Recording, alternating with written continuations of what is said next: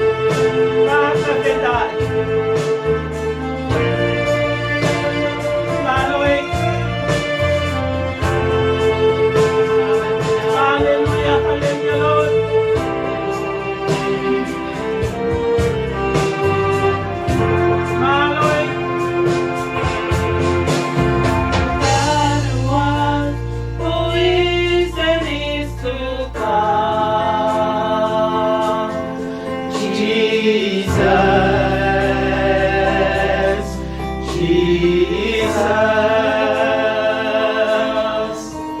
And in you I trust, my life is in your hand. Jesus, you are miracle working God. Hallelujah, my Lord. God was, who is and is to come.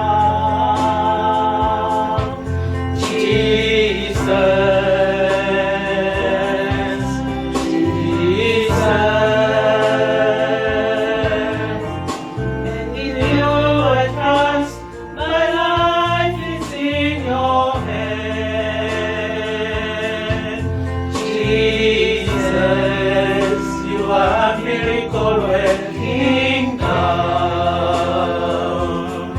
You are Yahweh. You are Yahweh. You are Yahweh. You are Yahweh. You are Yahweh. Alpha and Omega. You are Yahweh. Alpha and Omega. You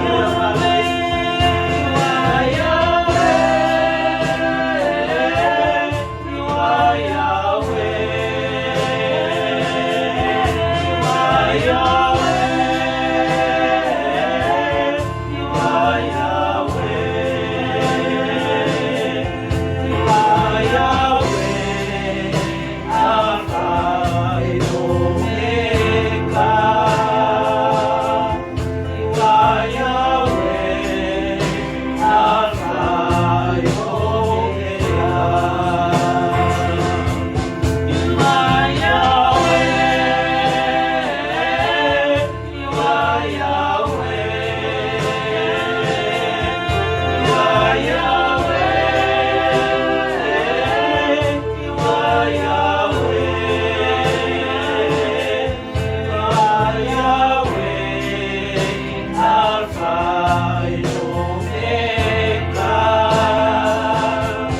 You are Yahweh. Alpha and Omega. Profeta, God was, who is and is to come. Aloy, Profeta. Jesus, Jesus. And in you I trust, my life is in your hand.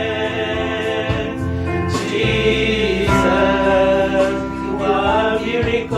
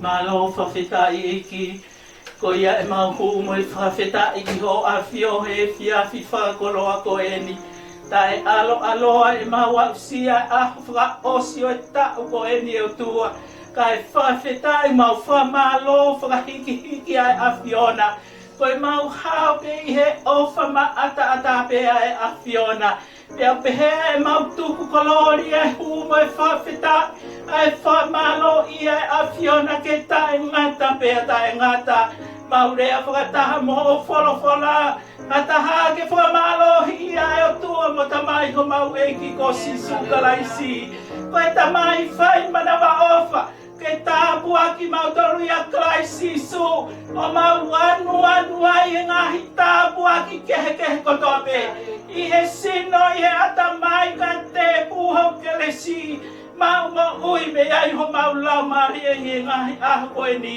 koe e tamai mau whawhitai mo i whamalo i ai a Fiona mau whakafoki atu ai langi e whamalo ai Gloria ai nau ai poto e mawhai au ni uma ai a Fiona toko taha pe ke lau i kuonga peta e ngata amen amen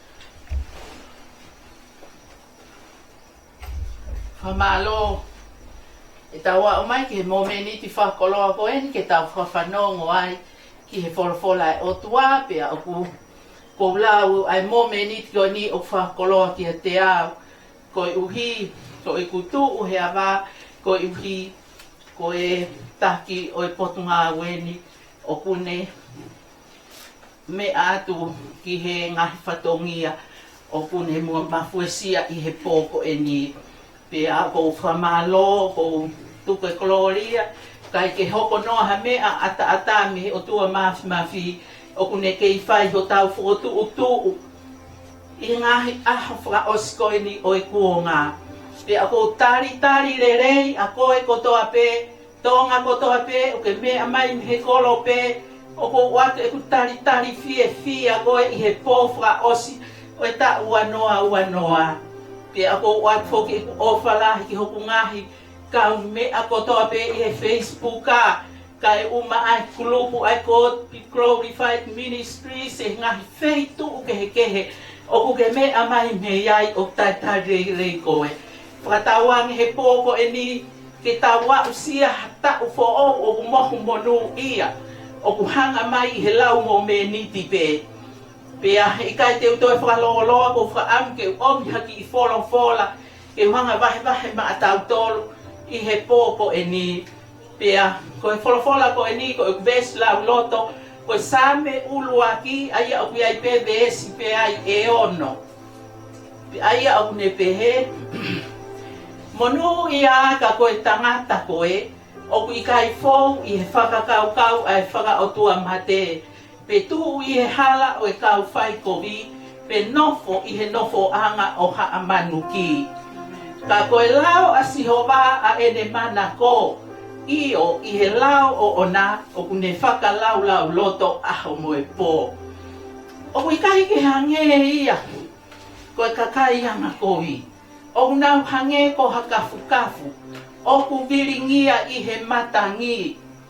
Pea, o ku i kai tuu ai whaka o tua mate i he whakataha ai whai totonu.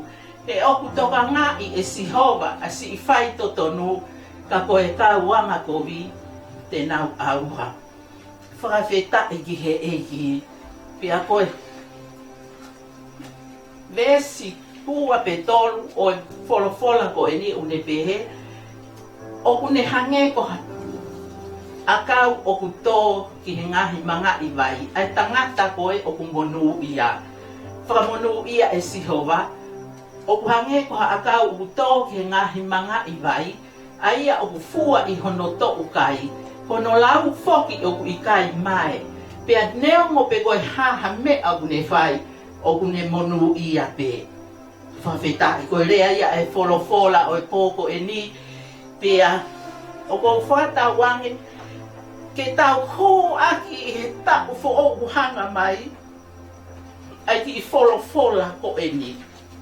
Pea o kou tui whakapapau koe same ulu aki. Koe same ia o kune hanga koe tala teuia.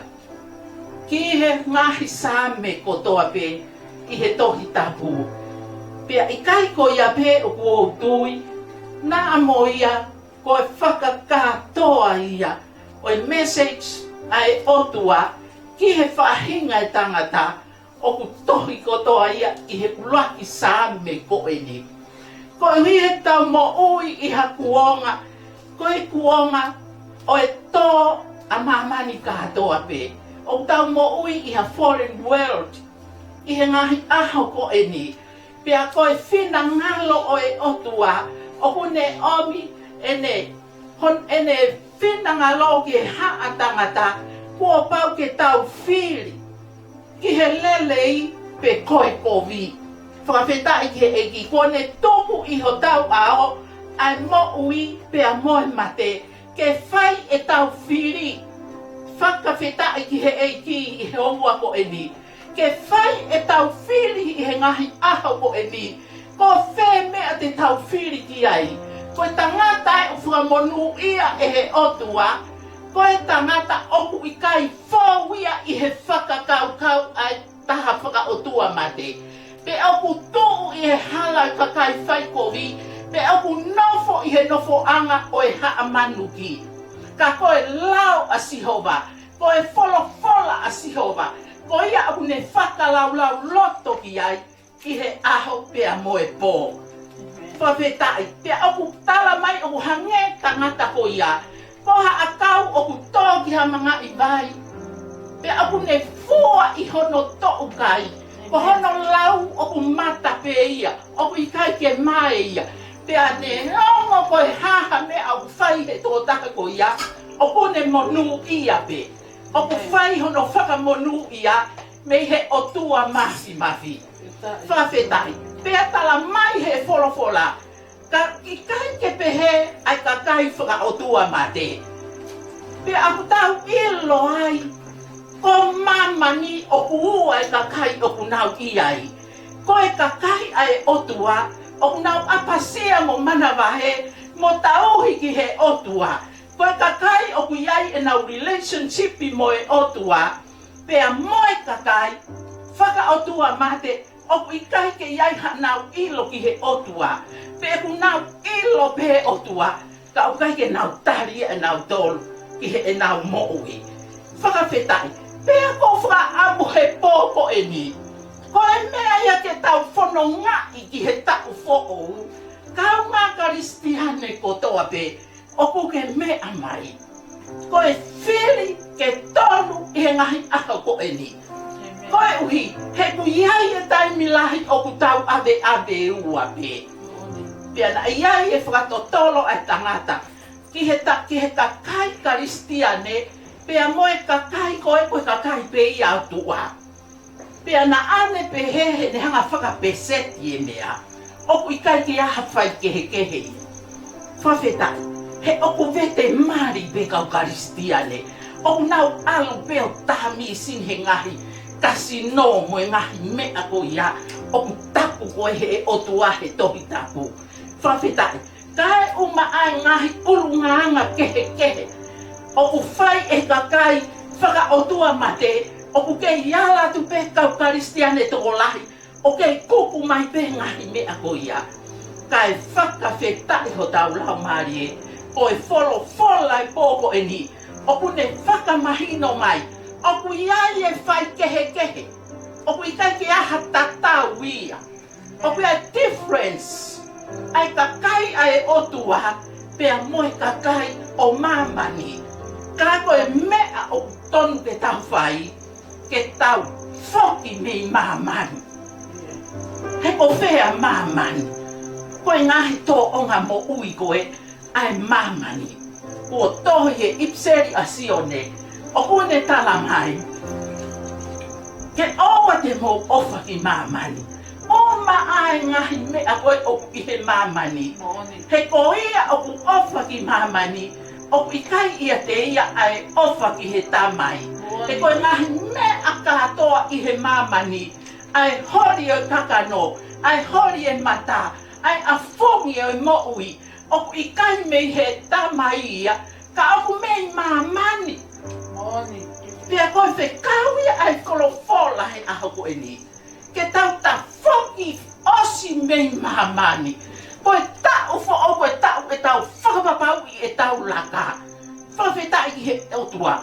Koe ka kai tō nunga ki tau tonu a he otua. O ku tau hi hanga tonu mo hao hao ki ai. I he ngahi aho koe ni koe kuonga whaka osi e ni. O ku tau whono mai. O ku i kai ke loto be. Whina ngalo e otua ki he ne kakai. Ke tau ate ua. Ai ongo mamani. Ai mamani o kakano. Moe mamani o lau mari e. Whawhetai ki he eigi. Taimi lahi. O ku tau pehe. Hange ko tau whaka ehi. Me he kakai ko kakai o mamani. Whakawhetai ki he eigi. Pua pau ko tohi wholawhola. Pua pau ke tau poto. He whakawhea ngai ki he kakai koe o mamani. O Sisu, haleluia whakawhetai. Na ane alu ki he kakai koe o e mamani. Na ane alu i he whaki tau mua pētaha. Ke ulo e mama ki he whakapouri. Whakawhetai ki he eigi. Pia na ane i kona me a kotoa pe. Koe ui, he na e alu ko ia ki he lotonga e kakai, moi e kakai ai. Ka na e tau mua pēa Sisu ke whaki tau mua pētaha. Ke ta laki e kosperie e ongo lelei. Ke ka ulo e mama, ke hulungia ke kakai whakapouri. Wewe ki tau he ngahi tahu e ni. Taimini ihi, tau alu ke whai ngahi ngahau e koia. Haleluia whawhetai. Pea taimi lahi. Ko mau ki tau tolu ia he kakai koia. Whakawhetai he eiki. Ko tau afu hea ki nā tau tolu ia he nau ngahi tō onga. Haleluia, kai ke tau lava he tau wiwi. Pea moi klasi kai uma ai imbe lau maari ia te tau tolu. Ke tau lava tari te kei. Ai fu wiwi toho aki. Whawhetai ki he eiki, oi kakai, oi mamani. Whakawhetai ki he eiki he pōko e ni. Pea oku lea ki ai e wholofola. Tana mai he tohi a ula korinto, mai he tahani ma, upe me tolu mo he tolu wha. Oua na tuku ke whakaharai ki mō tolu. He oku mau i ai, ngahi ulu nganga lelei, e he whaatala noa kōwi. Whawhetai, wetai oku tau o whehui mo kakai o mamani. Oku iai pe whahinga tala noa ia, o e ria pe koe ātakai ko ia. Pe he tau alo nofo ai, tamahe e tau rea tonga, o tau tui au ai pe. Ngahi whakakata uri mo kovi, o tau tui au ai pe. Whawhetai ki he eiki, kai tala mai e wholofola ko e ni. Haleluia whawhetai ki he eiki. Ke oua te mō, tau whiho mō kona, ka mō aha ke ki he anga totonu. Pea tuku ho mo whai anga hala, he koe mi ihi, o i kai au pito hanau momo i ilo e otua. Whakawhetai koe lea ia e wholofola kuia. Lea ia a paula ki he kakai. Koe uhi koe nau whawhea ngai koe ki he mamani koe ni. Haleluia. Whaka mau i, e ngā ulu nganga lele. Koe uhi koe hulonia e ngā tala noa koe o e mamani. Pea o pore ki tau tō e same ko e ni. Ke tau hoko koe kakai whai tāpu e kina ki tau tōlu a e otua. Koe pau ia ke whakatapo e tau mo ui, e tau fo o ku tau hanga ki ai.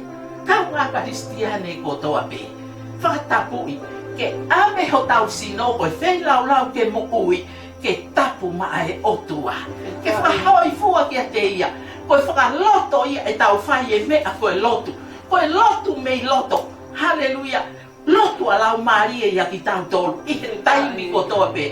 Ka tau lotu huwhia, ko lau Maria ma oni o lotu.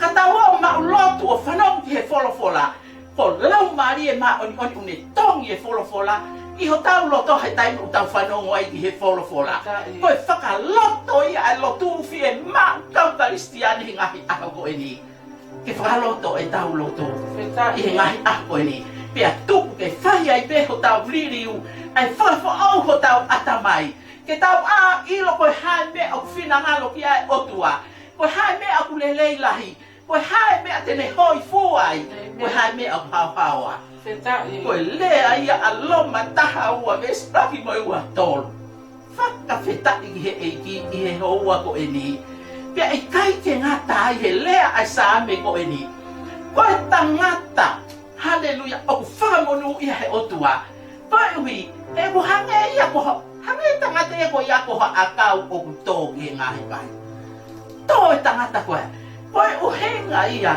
koe tangata ia oku tō ia nofo he ako tō ape ene moui I he mai o e lau mari e mā oni oni whakawhetai ki he eiki pia oku hanga e he mai o lau mari e mā oni oni o toki fui e moui e toko taha ko ia whakawhetai fui e ne moui o nofo he loto lotonga o e fresh moko ia e ne moui I he iwi mo mawhai mo fresh koe o e lau mahari e maa oni oni koe whakatata I e tangata koe oku tahapua ki I koe he otua pia whakamonu ia e he otua tau fi e mau ko toa pe ke whakamonu ia ki tau tō koe uraki fōi I kumo I lea pe ia I he wholofola ko e ni mo no I aka koe tangata oku I kai fōu I he whakakau ai whakaotua mate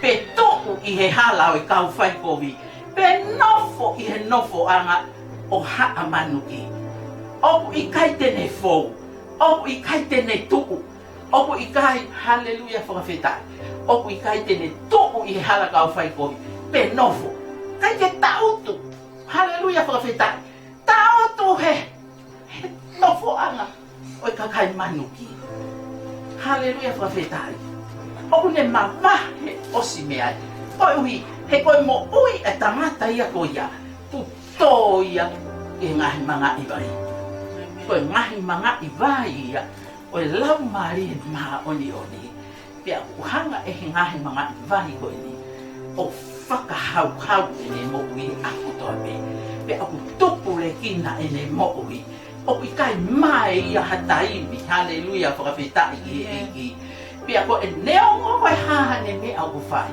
whamunu ia pe ia he e otua tau pe he koe o whaanga ia he otua e kakai koia kau ngā karistene ngai a koe ni koe fie mau ke tuku e tau mana ko haleluya whawhetai I he eiko sisu kalai sihe ngai a koe ni whawhetai I he eiki pe e kai ke ngatai haleluya ke tau hopo koe ngahi a kau whakawhetai oku tupu whau tuutu I he ngai a koe ni ai iwi mo e mawhai o e lau mari e mauni oni koe lava anga ia e tau ngahi ngā au he ngai a koe ni koe lava anga ia e tau ngahi ministry he ngai a koe ni koe lava anga ia ke ngā unu ho tau ngahi whamiri ki he ngahi tu unga o fie mau ke tau waku ki ai I he pani mo e tataki ai lau mari e maa oni oni o e otua tamai koe ke pehe kau whakautua mate ia whawhetai ki he ingi o koe ke pehe kau whakautua mate ka unau hange ki nau tolkuha kafu o ku vilingia I he matangi mo ilo I uite koe taimi koe o ku tukuange mai uite pati hanga ki tolongi haki o lunga au pona hono kafu kai toe fo I uite pia koe fo I uite o ku tuku mai fo uite ia kai puna I kafu ia o ku whakatatau ki ai e kakai haleluya whakawhetai ki e eki kakai koe kakai whakaotua mate o ku ikai ha mo ui ai otua he nau mo ui o ku ikai ha nau wheo ki whakafo I tui mo e otua o ku nau kei nofo I he po uri o e mamani ko e ni pia o ku ikai tu o e kakai ko ia I he whakataha ai whai totonu koe ui he kutoka ngati e si hova ia e kau whai totonu ka koe kau anga halape koe kau whai kohi ke nau au haki nau tolu ia. Whakawheta iki he eiki, koe pōre mo e whakaloto lahi. O i ki wahe no o e whiawhi ko e ni. Kau ngā kai ngā tui he whiawhi ko e ni. Oku whie maku ki tau toke tau ma wahe me mamani. Ma wahe me ngahi mea o e mamani ko e ni. Haleluia, ka tau hau o nofo mau i he otua. Nofo he otua no lotonga. Nofo ai he aho kotoa pe tau mo ui. Oku iai e tau whehu i whakako i tui mo ia. I he ngahi aho ko e ni whaka osi o i kuonga. Whai ngata au pito i kuonga he ngahi aho ko e ni. Kuo kopi e ngahi aho ia. Hake ota mai ngahi mea kehe. Oe mamani ko e ni. Koe uhi ke whakahele leu ki he anga e tau tuu. Ka koe fie mau. O kuonga whaka osi ko ni ke karistiane kotoa pe. Ke tau kei whakamamau pe ki he otua. I he ngahi aho ko e ni. Whalala ka kato ki he otua he mea kotoa pe. Tata wai pe koe hai mea aku ta fōwa he aho kotoa pe. Whakawhetai. Kua pau ke ta whalala ka kato ki he otua. Kane ala mai hono ni ma. O ne hanga me ilo mea taha koe u whalala ka kato angoi ki ai. Whakawhetai ki he eiki. Kai ke ta whalala hato e mea he ngahi aho koe ni. Whalala he koloa, whalala he paanga, whalala he kautaki, whakapolitika re, moe nau ngahi whukotuku. Kai o mai ngahi mea kehe. Oku whakaari mai he ngahi aho ni. Ke tau hiki holo ai i tau whalala. Moni au pito e lawe ia. Ai tohi koe a sere mai ia. Kou pehe u whekau aka sere mai ia. Moi sa ame ko e ni. Whawhetai. Mai ta vido ta mai e sere mai ia. Mono ia, ka koe tangata o pe koe mafi o ku to'u e ne whalala ia Sihova. Haleluia. O Sihova hono pare tua. He e kune hange ia koha. Akau o ku tō atu ki he ngahi wanga i vai. Whawhetai ki e eki. Pea o ku i kaitene mana wahe i e hau ai laa. Haleluia whawhetai. He oku mata pe hono lau. Pe ai he tau la oku i kai tene ho haa. He e ku fua ma uai pe. Pare ia ai tohi oku ne pou mahalohi mai. Ki he lea koe ai same ko e ni. Pe ai kai ke ngata hai. Whawhetai oku toe tala mai pe he vahe koe ni o sele mai ia. Ka oku mala ia. Ka koha mafi oku tuku e ne whalala iha tangata. O ne tuonga ka kano i hono i vi, kai hiki hono loto mea Sihova. Whawhetai ki he eki. O kuhangia ia kuha tangata au he. I he whanua mamate. Aia o waitene ilo ai hau ai lerei. Ka o kune nofo i he potu paku ka o e toa wha. Ai kere maasima o i kai ha nofo anga. So koe whakatata ia ka kai koe o nau whalala tangata.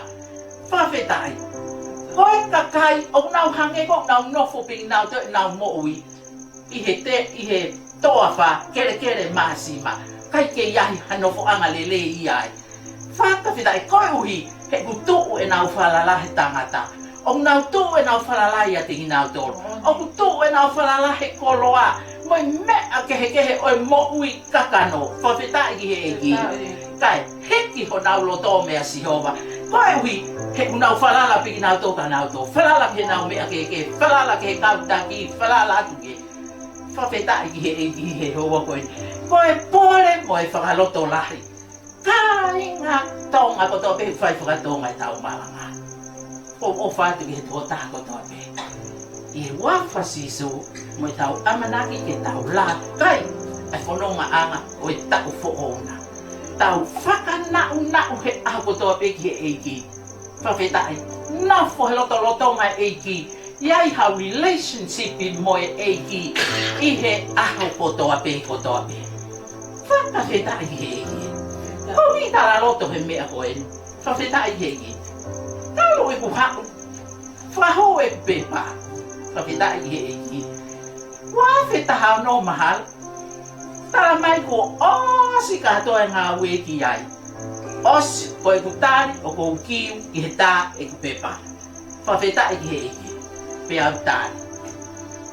tali whai pe le putaki ai no matua o ke tali whaweta o mai ke tai kai ko ke hapu meti kea kai kia hapu wahe au ia fonua ko edi pia ko ku no ko ke loto ngai ki o talangi siso haleluya whaweta ki a fiona ko be ko a fiona fe tu tata o ai e ko apalai ka ko tatari pe ki a te ko o hapi au he amana ki tatari ki a te ko ka ko le hanga ton tikri and tikle ki a te ko o ko e great hallelujah profeta i di ki o ko e o great healer o ko e a great physician o ko e o look after health hallelujah profeta i di ki koe o kuke hanga whai e ku mea kotoa me.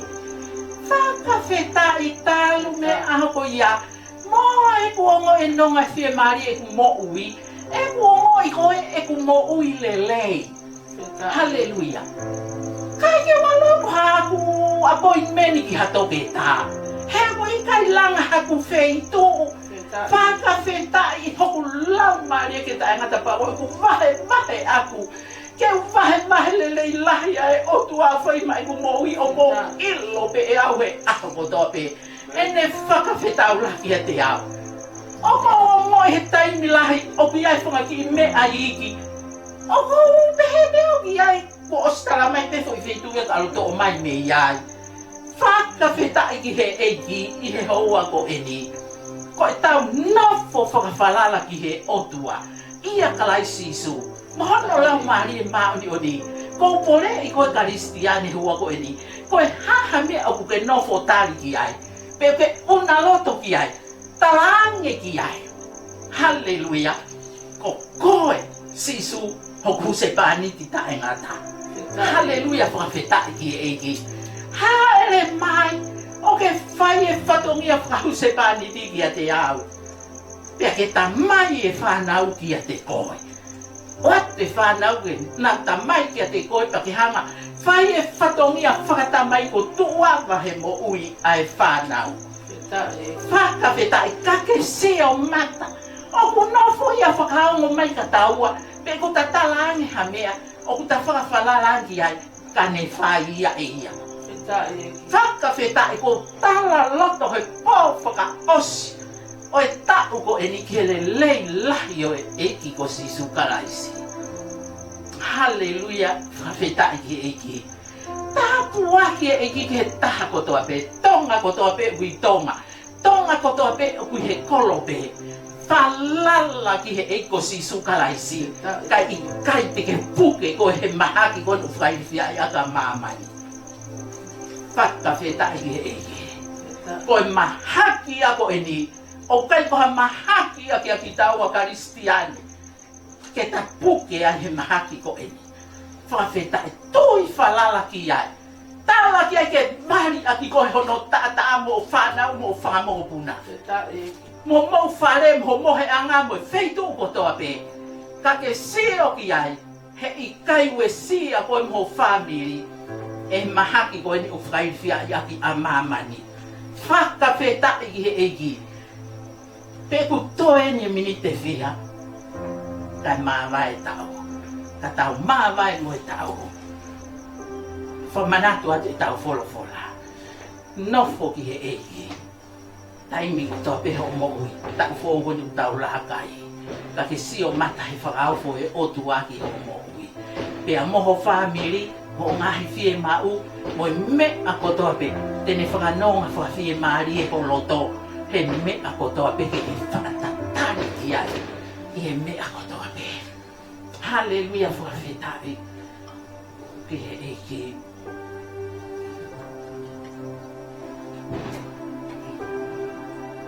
Toi pe ngahi la mo meni.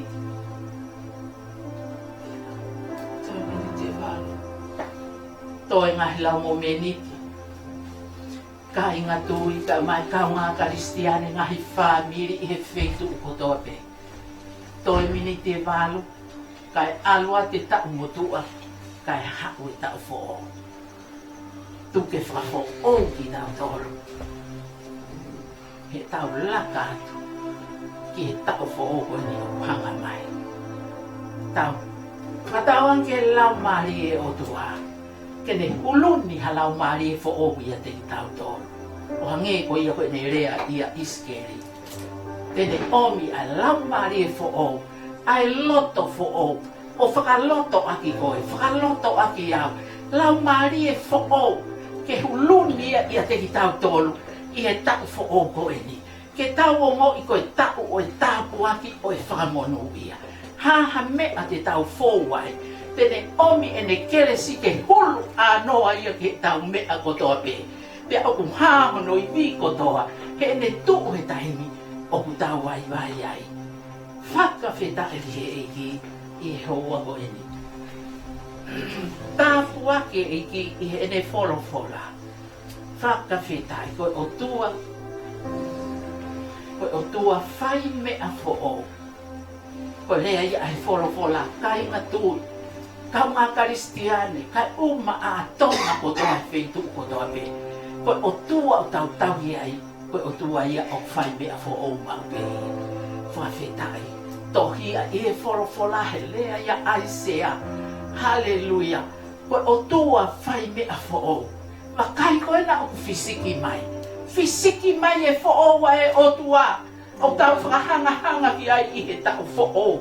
O amana ke tau laka ilu. Fisiki mai e fo'o. Koe na o fisiki mai. Hallelujah whakawhetai. Tari pia ke hapo. Hallelujah. Ai whakafo'o mo ui kotoa pe ai o tua. E whai maau. E whai maau whamiri. I he tau fo'o na. Tau whakamanaki i ai. Whawhetai ki e ki. I he mea kotoa pe une whai i o tau loto ngā. Kai ngā tui kai uma a koe kotoa pe. Hai mea na ke fōwai i he taku ponu amana ki tau si tua ki ai. Si tua pe a whakanga lo i he mea kotoa pe. Mo one lea a paula. Hallelujah. Kai ke ulau e au ko maka inga. Ko e mea pe taha au ko whai. O ko whakangalo i a ngahi mea ko tuku ki mui. Kau ka kapa atu ki he ngahi mea me mua. O tūri atu pe ki he ngata anga. Tūri atu pe ki he ngata anga. Lele pe he pue. Tūri pe ki he ngata anga. Ke mau ai pae. O ku ui me i olunga. Aia nai whai e otua. Ia kalaisi suko tau eiki. Whakawhetai. Ko e tau mea ia o whahengahi aha ko e ni kau ngā karistiane kotoa pe. O ko ke mea mai he pōko e ni. Koe mo ui karistiane. Koe mo ui whakangalo ngalo. Ai ngahi mea ko tu ki mui. O ko i kai ke tau lele pehe pue. Mo e whipi pe ngahi mea ko tuku ki mui. He e whakamamafa ia ke anga e tau lele. I he pue ua mana ke tau whai he tau fo'ouna. Tau whakanau ki he lele au ma. Mo lele vave. Koe ui he tau lele maa. Hallelujah. Ua toe ngahi whakamamafa ko toa pe. Hallelujah. Lea pe ia he wholofola. Ua toe ngahi mamafa sia ko toa pe. Ia e tau mo ui. Hallelujah. Ka tau lele he pue ke mako tau kalauni. Whakawhetai. Mo one lea ia a paula ke ki tamasi i koe ni ko Timote. Tau e tau lele i e tui. Kau ngā karistiane, ama naki ke tau hū. Tatahani maono, toi mini te whā. I he momeniti ko e ni. Whakawhetai he eiki. Pea ko e ne toe ko ia. Ko tau mea au whai i he momeniti ko e ni. Piki mate ki he tau tui. Amen. Piki mate ki ho tui mone rea a paula ka Timote. Timote, tau e tau lele i o tui. Puke ki he mo ui ta e ngata. Aia na e ui koi ki ai. Pea na ke whai e tuku pālele. I he ao e kau wha mo oni toko lahi. Pea koe tamai mo sisu kalaisi. Po sisu kalaisi na ne whai tuku pālele. I he ao punto pai lato. Koi a kou na i atu ai. Whakawhetai. Tau hi lakanga. Hallelujah. Ke ta e mere mo ta e whaalauki. Ka e ua ko whoki makalaisi. Haleluya. Puke mau he tau tui he ngai a koe. Ta tau ai pe koe hae ngai me o hoko mai ko tau vai hala fono ma. Koe pau ia ke tau puke mau. Kai ke tau ilo koe hao pu. Holo tu ai e ngai me a ke o tau fe paki mo he ngai a ni.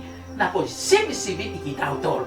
Mo e tau tui he o tua he o vande te o to vande an ke fo makalais. Kai nga tui koe mo one. Osto wa si su he mata pa ke umai. Haleluya profeta. Ka u tau tolo i ko hi. Ke whakato mala he taha ko tōne. Profeta i he kai ke le lot ke mate hata. Pe au hata he neanga haka. Whakawheta i he. Toi mini te ua. Haleluya profeta i he. Koi mini te ua ko ia. Tau tapa hake. Ai toko taha kai haa kau. I he tafa ako sisu. Sisu! Kake ka hau kong i ho pule a ngā manatu i au koe a ngā hala. Iana e tari sisu e ne kore pe taimi ko ia. Mo sio ke whakatonu hea ai otu ai a klai sisu. Tari pehe po me niti whakaosi. Iyo, te ta i parataismu ko i a hoi. Ta whakawheta i he eki. Kai ngā tui kotoa me. O i kai ke tō mui e otu aha taimi. Tene whai ho whakamokoi. Whawheta i he eki. O kui iai a kalai se taimi to tonu maau. Ke oat ho salvation ho whakamokoi. Ke maui mo ui a kalai siso. Maui hane hau ke ta maui mo ui a te ia lai au pito. Iyo. Toi ni te taha. Whakawheta e. Ke hoa koe ni. Haleluya. Whakawheta e. Malo sisu. Haleluya. Tuku mua he hoa koe ni. Tau teu ki tau whai e tau lotu whakawheta e whamia. Tau whakawhonga e. Ai potunga au e minister. Kua hoko. Ko alwa te ta motoa kai hau e tau fo'o. Family tau whai a lotu fia e oa koe. Lotu whawheta i he iki. Koe uhi koe ne ofa ko ne whai. Ma tau tolu mo e family hono kotoa. Ngahi tuku whekau aki toto he feitu kotoa pe. Ape ki he eki kai o maai kaunga karistiane kotoa pe. O i he feitu kotoa pe o e polo pe. Lotu maana tolu i he hoa ko eni pe atari e tau lotu. E ta mai mau whakamalo whakawheta e. Ta e tūku e whakahiki o e awhiona. He ko koe pe ia e otua pe ta tūku e awhiona. O kui kai pe hato e otua ia. Taha pea e awhiona o ki kai haua. Taha pea e otua o ki kai hautupa. Ho tala me ka mata anga e ngahi me au te eke hoko amui. Mo tala me ka mata anga e ngahi me au te eke whai. Ai a ko hoko whakakaukau e tuku. Pea koe me au ke loto mo ia i ko ia e whai. Mau whawheta e he mau tauhi i hau tua lahi. Koe o tua uma ui. Koe o tua ne mawhi ia i me a kotoa pe. Ko koe ia e o tua lahi ko tua mamani. Ko koe ia na ke whatupe universo ku mau ia i. Ko koe ia o ke mo ui me au ke mo ui o tae ngata pea tae ngata. I kai ha alta ia ha whiri waki o awhio. Lo o tua tu mau e awhiona. Ko koe ia I will be what I will be. O pehe ai pe au sihopa tae ngata. Whakawheta e o mau mai he kōko e ni. I he ofa la he taumia mare leina e awhiona. Ko ke whai mai whamiri ko e ni Lord. I he tau ko e ni. I he hau e manu ai whamiri hono kotoa Lord. Mau i ho e ni le lehi ai awhiona. Nā ke hanga o whaki ki mau tolu. Ka mau whawha ue mau mo ui. Ka kia e ofa tae ngata e awhiona. Whawhitai koe tāta e awhiona. Nā le hanga o uwhi ki mau tolu. Me ho ko to pe e ma moui. Te wa whaka papau ki he ma moui.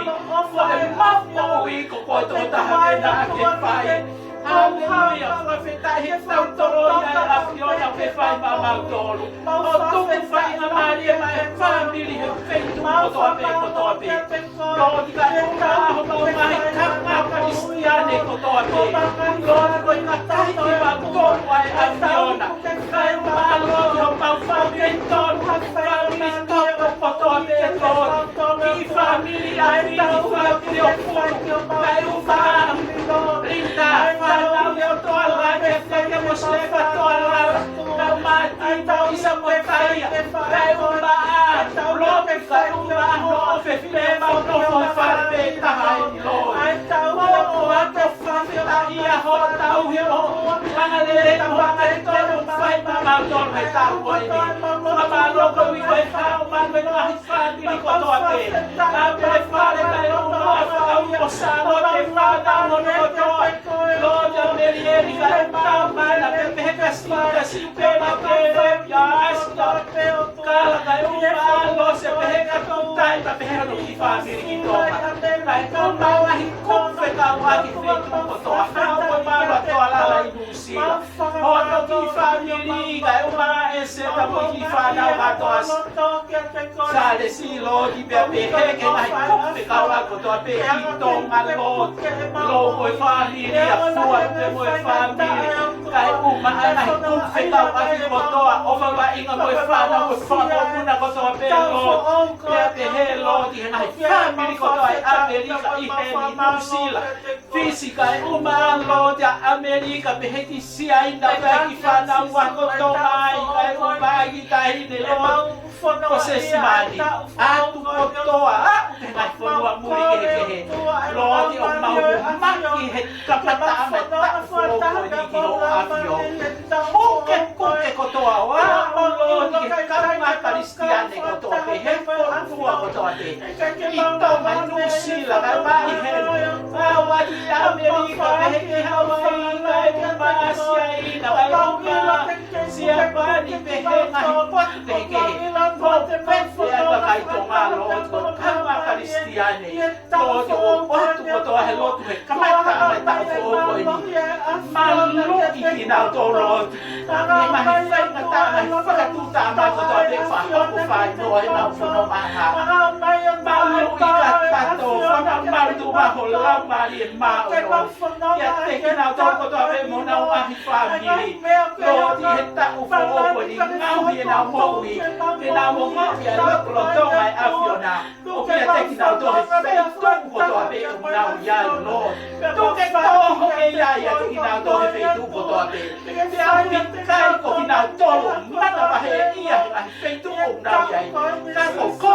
ya te ki na to o ya ma na ba he ia e he fili mo e mo lo wa ka hi ka kai ko na tu ke fai tau ko fai ai ko ya te ki na to o a ke ma ka ki mo me a ke tu ke to ho ya te ki na to ma na ba ha me te se ta ke ne we ki ka kai ko hu ya ke wa fa ya fiona ko tau Kristiane he fai tu ko to pe ma ya ko ma ya ba ko ma pe au fi ba o fa ata pe o au fa o ki ate ko ta wa ka pe a fiona ma se so Kristiane ko to pe ko lo ki ate ko ka fai fe ka lo ma se so Kristiane ko to pe o atu ki ate ko lo ma se si ko to pe lo ki he ko ro ko ni lo ti na we ma ke he ka fai fe ka ka ma ka ta u se ko to pe lo yes lo te lo in the mighty name of Jesus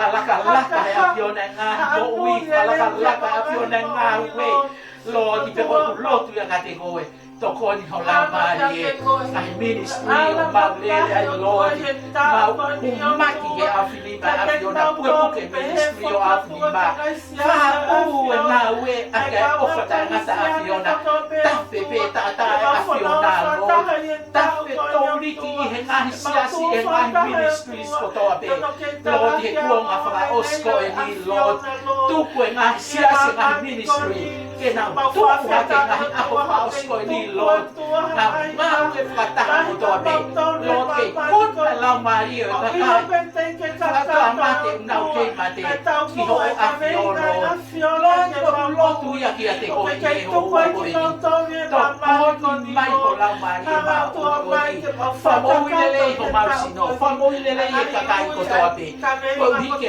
laf mai tau mua plani ai afiona o kuke whai mai kakai o kui ai ho nau ngahi tōni he afiona ke whakakakato ia i ngai awha osko e ni Lord ko lotu ia kia te koe bless Lord ai mea ko toa pe i huafa lahi mo i kuna o e afiona apea ko e mau lotu ia kia te koe Lord tā kua ki mai he afiona ngahi mea ko toa pe tonu ke a o kia e mau lotu kamata anga e tau ko e ni Lord ngā ue ma ke he whia ma e whakakea ke tō i he whanua ko e ni Lord ngā ue halau maari e tuku e whakakea ke whalau maari ke tō i whanua ko e ni tuku ke mau lotua pe hou whia e whakakea ke ki o afio Fie mau I kakai o tua Lord ke na ui ki o afio. Lord e tufa treks ko toa be o ko whai murinta.